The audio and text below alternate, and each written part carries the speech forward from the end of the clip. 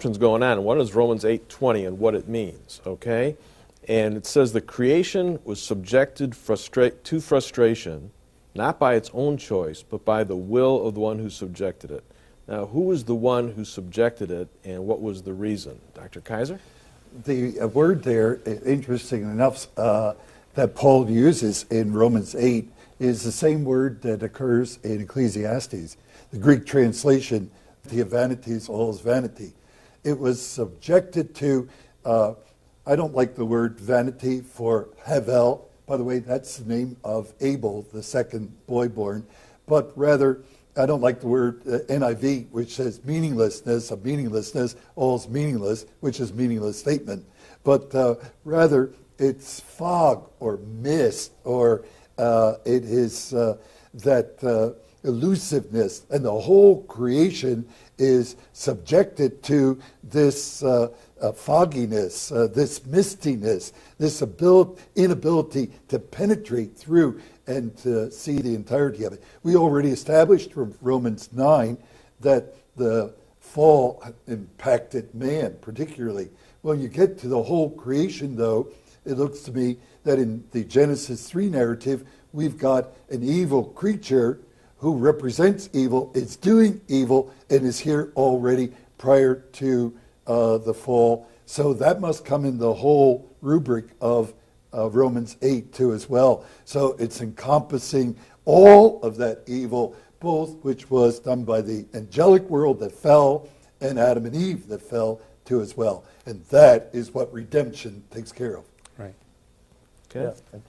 Yeah, Adam's sin did affect all of creation. And in fact, Genesis 3, it talks about cursed is the ground for thy name's sake. I mean, God cursed the earth as a result of Adam's sin. It wasn't just death and suffering, in human beings that entered the world at that point.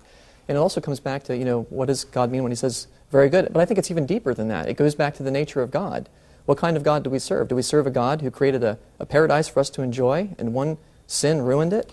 I think sometimes we minimize the effects of sin, don't we? One sin destroyed paradise. That's why even one sin can't enter into heaven and destroy that paradise too. That's why we need the blood of Jesus Christ. But are we talking about degrees of, for example, when he says you're going to work harder. Eve was going to have pain, but she'd have greater pain. So the fact is, it seems like before the fall, there was pain. It seems like they were working.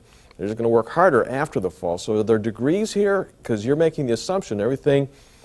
There couldn't have been any work at all. There couldn't have been any pain in childbearing. And I don't see that in the text, do you? I think a big difference here. I mean, talking about work, he was to tend the garden.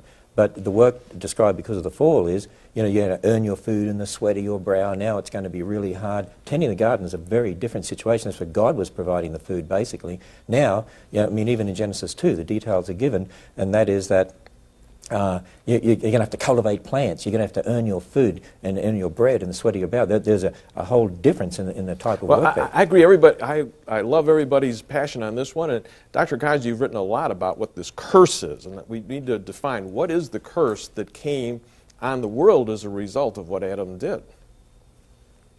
I think the curse involves the frustration of everything that God had intended it to be, and therefore it falls on the shoulders of Satan and the angelic host. It falls on the shoulders of Adam and Eve. It falls on the shoulders of all individuals. Matter of fact, that there can come and does come in times of revival substantial healing to the order. Not Romans 8, it's still not total yet.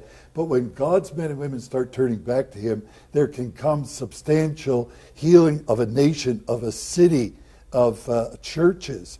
And therefore, part of our message is not only to come to join the family of God, but it is also turn, do 180 degrees, and head back to the one who